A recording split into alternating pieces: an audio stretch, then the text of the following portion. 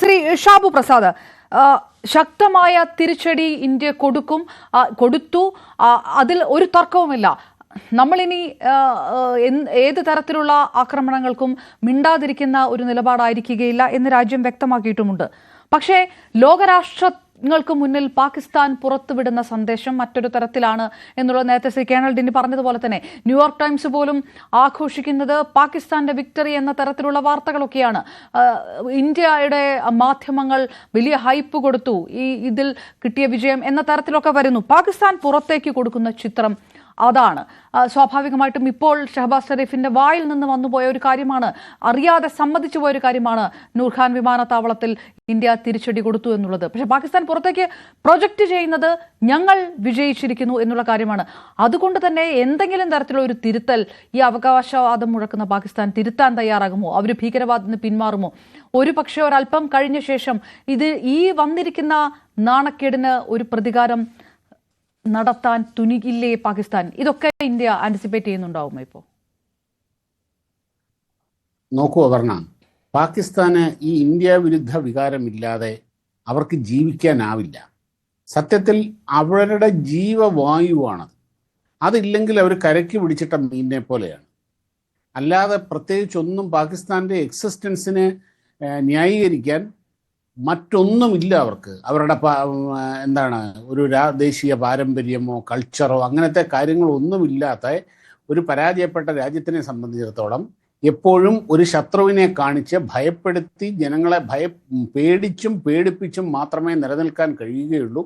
അതുകൊണ്ട് തന്നെ ഇന്ത്യ വിരുദ്ധ വികാരം എന്നുള്ളത് അവരുടെ DNA-യിലുള്ള സാധനമാണ്. അത് മാറ്റാനൊന്നും ആര് വിചാരിച്ചാലും നടക്കുന്ന കാര്യമല്ല. പിന്നെ മറ്റൊന്ന്, അവരിനി തല പൊക്കുമോ എന്നുള്ള കാര്യം. എന്തായാലും ഒരു കാര്യം ഉറപ്പാണ്, കുറച്ച് നാളത്തേക്ക് തല പോയിട്ട് വാല് പോലും അനക്കാൻ പറ്റാത്ത അവസ്ഥയിലായിട്ടുണ്ട്. കാര്യം അവരുടെ ഈ ഭീകരവാദികളെ സഹായിക്കണമെങ്കിൽ, ഭീകരവാദത്തിനെ വളർത്തണമെങ്കിൽ 2-3 കാര്യങ്ങൾ ബേസിക്കായിട്ട് അത്യാവശ്യമാണല്ലോ. ഒന്ന്, പണം വേണം. ഇവൻ്റെ കയ്യിൽ കൊടുക്കുന്ന AK-47 ഗ്രനേഡും ബോംബും ഒക്കെ പുളിങ്കുരു കൊടുത്താൽ കിട്ടുന്ന സാധനമല്ലല്ലോ. അത് പണം കൊടുത്ത് വാങ്ങുന്നതാണ്, ഏതെങ്കിലുമൊക്കെ സോഴ്സിൽ നിന്ന് വരുന്നതാണത്. കാര്യം അതിനുള്ള സാമ്പത്തിക ശേഷി ഉണ്ടാവണം. പാകിസ്ഥാന് നേരത്തെ വലിയ തോതിൽ ഈ ശീതയുദ്ധകാലത്തും അത് കഴിഞ്ഞും ഈ അഫ്ഗാനിസ്ഥാനിലോ അമേരിക്ക യുദ്ധം നടക്കുമ്പോഴും ഒക്കെ ആ രീതിയിലുള്ള ഫണ്ടിങ് പാകിസ്ഥാന് കിട്ടിയിരുന്ന ഒരു കാലമുണ്ടായിരുന്നു. ആ സമയത്താണ് അവർ ഈ ഭീകരവാദത്തിനെ ഇങ്ങനെ തടിച്ചു കൊഴുപ്പിച്ച് മാക്സിമമായിട്ട് ഉപയോഗിച്ചുകൊണ്ടിരുന്നത്. ഇപ്പം അവർക്ക് സ്വന്തം പോക്കറ്റിൽ നിന്ന് എടുക്കേണ്ട ഒരവസ്ഥയുണ്ട്. അത് പാകിസ്ഥാന് താങ്ങാൻ കഴിയുന്നൊരു കാര്യമല്ല. അതുകൊണ്ട് തന്നെ ഇനി കുറച്ച് നാളത്തേക്ക് അവരെ കൊണ്ട് ഈ രീതിയിലുള്ള ശല്യം ഉണ്ടാകില്ല എന്ന് നമുക്ക് വേണമെങ്കിൽ പ്രതീക്ഷിക്കാം. പക്ഷേ ഒരവസരം കിട്ടിക്കഴിഞ്ഞാൽ, ഇനിയൊരു ഈ അവസ്ഥയിൽ നിന്നൊന്ന് കുറച്ചൊന്ന് മോചിതമായി കഴിഞ്ഞാൽ അവർ വീണ്ടും ഇതൊക്കെ തന്നെ ചെയ്യും. അതിൻ്റെ അകത്ത് സംശയമൊന്നുമില്ല. അല്ലാതെ ഒരു പാഠം പഠിച്ചിട്ടൊന്നും ചെയ്യുമെന്നൊന്നും വിചാരിക്കേണ്ട. ഒരു പാഠവും അവർ പഠിച്ചിട്ടില്ല. അവരൊരിക്കലും ഒരു പാഠവും പഠിക്കാനും പോകുന്നില്ല. പിന്നെ ഇപ്പം ഷഹബാസ് ഷെരീഫ് ഈ പറഞ്ഞത് അതൊരു സ്ലിപ്പ് ഓഫ് ദ ടങ് ആണെന്ന് ഞാൻ കരുതുന്നില്ല. ഒരു കാര്യമുണ്ട്, പറഞ്ഞിരിക്കുന്ന ഇതെല്ലാം കൂടെ വെച്ച് നമുക്ക് കൂട്ടി വായിക്കുമ്പം മനസ്സിലാക്കേണ്ട ഒരു കാര്യമുണ്ട്. പറഞ്ഞിരിക്കുന്നത് ഇസ്ലാമിക ലോകത്തിനോടാണ്. ഹിന്ദു ഇന്ത്യ ഞങ്ങളെ ആക്രമിച്ച് ഞങ്ങളെ തളർത്തിയിരിക്കുന്നു, ഞങ്ങളുടെ നടുവൊടിഞ്ഞ് കിടക്കുകയാണ്, ഞങ്ങൾക്ക് നിങ്ങളുടെ സഹായം ആവശ്യമുണ്ട് എന്ന ഒരു യാചനയുടെ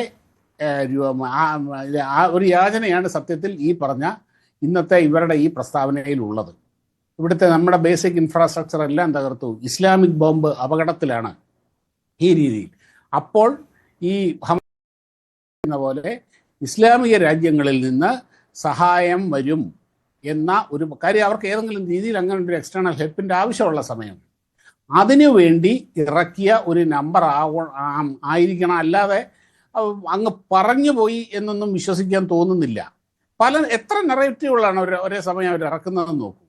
ഇപ്പോൾ വിദേശ മാധ്യമങ്ങൾ, പാകിസ്ഥാൻ്റെ ഉള്ളിൽ ഒരു നെറേറ്റീവ്, വിദേശ മാധ്യമങ്ങളിൽ മറ്റൊരു നെറേറ്റീവ്, ഇസ്ലാമിക രാജ്യങ്ങൾക്ക് വേണ്ടി വേറൊരു നെറേറ്റീവ്, ഇന്ത്യക്കകത്ത് പ്രചരിപ്പിക്കപ്പെടാൻ വേണ്ടി മറ്റൊരു നെറേറ്റീവ്.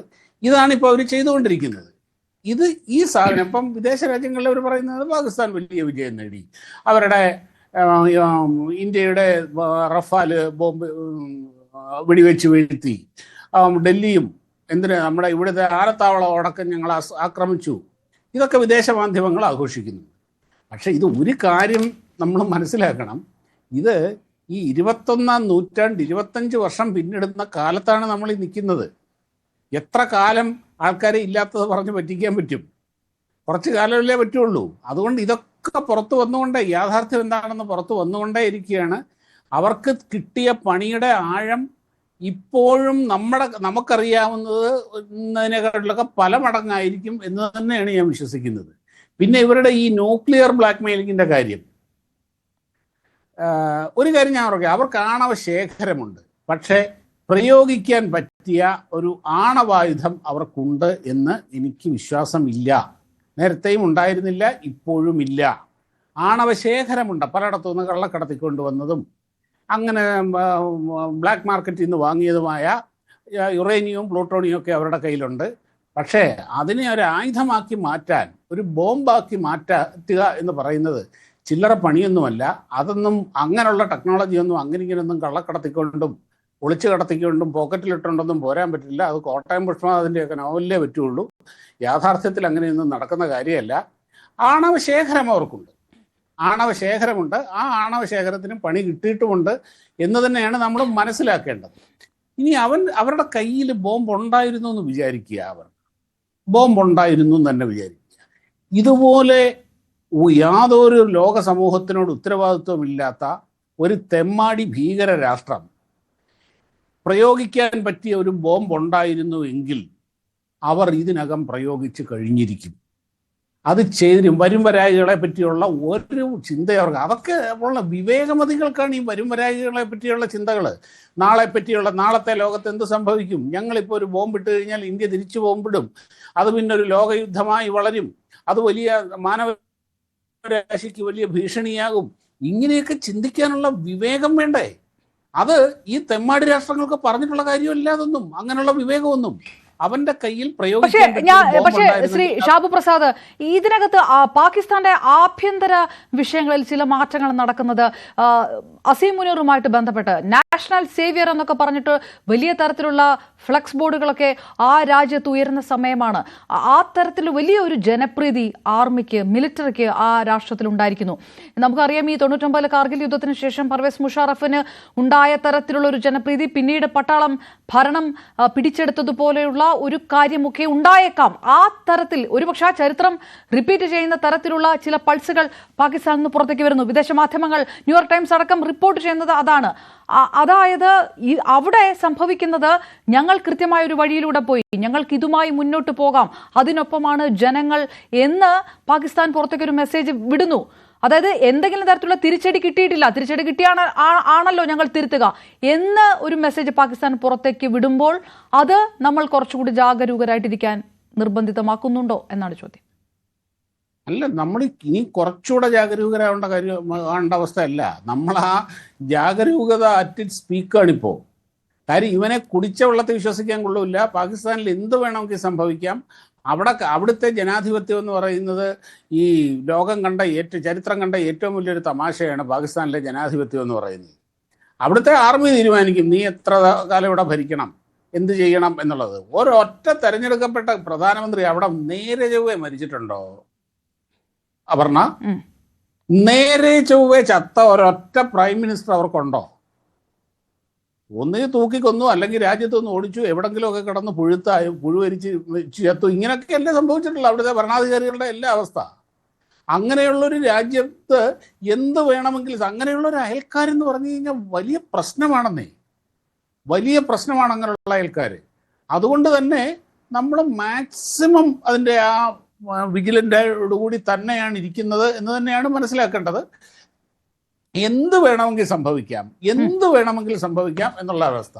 പിന്നെ അവൻ ന്യൂക്ലിയർ ബ്ലാക്ക് മെയിലിംഗ് നടക്കില്ല എന്ന് പ്രധാനമന്ത്രി പറഞ്ഞത്, അതിൻ്റെ അകത്ത് ഒരുപാട് മീനിങ് ഉണ്ട്. അവൻ്റെ കയ്യിൽ ഉണ്ടെങ്കിലല്ലേ അവന് ബ്ലാക്ക് മെയിൽ ചെയ്യാൻ പറ്റുള്ളൂ, അവൻ്റെ കയ്യിൽ ഉണ്ടെങ്കിലല്ലേ അവനെടുത്ത് ഉപയോഗിക്കാൻ പറ്റുള്ളൂ. അതിൻ്റെ കാര്യം തീരുമാനമായി കഴിഞ്ഞു. നമുക്കിതൊക്കെ ചെയ്യാൻ കഴിയുള്ളൂ. നമുക്ക് മാക്സിമം നമ്മൾ ചെയ്യാവുന്നതിൻ്റെ മാക്സിമം നമ്മൾ ചെയ്തു കഴിഞ്ഞു. അവൻ്റെ എയർഫോഴ്സിൻ്റെ വ്യോമ പ്രതിരോധത്തിൻ്റെ നട്ടലൊടിച്ചു കഴിഞ്ഞു. അത് ഇനിയും ഒന്ന് പൊങ്ങി വരണമെങ്കിൽ എത്ര $1 ബില്യൺ എത്ര കാലവും എത്ര സമയവും വേണം എന്നുള്ളത് മാത്രമുള്ളത് തന്നെ അവരുടെ മുമ്പിൽ ഒരു വലിയ പ്രശ്നമാണത്. പാകിസ്ഥാനിലെ ഓരോ മുക്കും മൂലയും നമുക്ക് സുപരിചിതമാണ്. നീ എവിടെ എന്തൊക്കെ വെച്ചിരിക്കുന്നു എന്നുള്ളത് വളരെ ക്ലിയറായിട്ട് ഞങ്ങൾക്കറിയാം എന്ന ഒരു മെസ്സേജ് അവനെ സംബന്ധിച്ചിടത്തോളം എത്ര ഭീകരമായിരിക്കും എന്ന് ആലോചിച്ച് നോക്കൂ.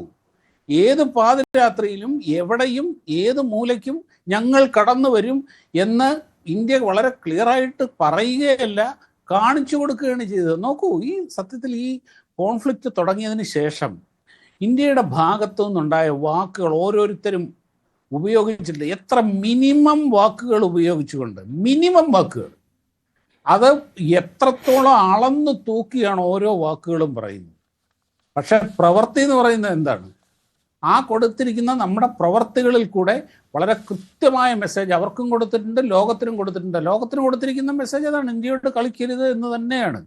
കാര്യം ഞങ്ങളുടെ ശക്തിയുടെ 1% പോലും ഇതുവരെ പുറത്തെടുത്തിട്ടില്ല.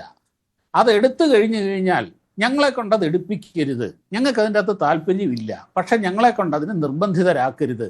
ഇങ്ങനെയുള്ളൊരു മെസ്സേജ് നമ്മുടെ വലിയ അയൽക്കാരന് വരെ കൊടുത്തു കഴിഞ്ഞു. ഇത് അവർക്കും കൂടെ ഇത് കിട്ടിക്കഴിഞ്ഞു. അവർക്കും മനസ്സിലാവുന്നില്ല ഇവൻ്റെ കയ്യിൽ എന്തൊക്കെയാണ് ഇരിക്കുന്നത്, ഇത് എന്തൊക്കെയാണ് ചെയ്യാൻ പോകുന്നത് എന്നുള്ളത്. ഇതിൻ്റെ അകത്ത് ഏറ്റവും കൂടുതൽ അന്തം വിട്ടു നിൽക്കുന്ന ഒരു രാജ്യം ചൈനയാണ്, നമ്മുടെ വലിയ അയൽക്കാരൻ. ഇത് അങ്ങനെ ഒരുപാട് മൾട്ടി ഡയമെൻഷനലായിട്ടുള്ള റിസൾട്ടാണ് ഇതിനുണ്ടായിരിക്കുന്നത്. അതിൻ്റെ അകത്ത് ഇപ്പം പാകിസ്ഥാൻ്റെ ഇപ്പോഴത്തെ ഇവരുടെ ആ ഒരു മെസ്സേജ് എന്ന് പറഞ്ഞു കഴിഞ്ഞാൽ അത് ലോകരാഷ്ട്രങ്ങളോടല്ല, അല്ലെങ്കിലല്ല ഇസ്ലാമിക രാജ്യങ്ങളോടും ലോക ഇസ്ലാമിക സമൂഹത്തോടുമാണ് ഞങ്ങൾക്ക് സഹായം ആവശ്യമുണ്ട്, നിങ്ങൾ ചെയ്യണം എന്നുള്ളതാണ് അവിടെ പറയാതെ പറയുന്ന വസ്തുത എന്നാണ്. ഞാൻ തിരികെത്തും. ശ്രീ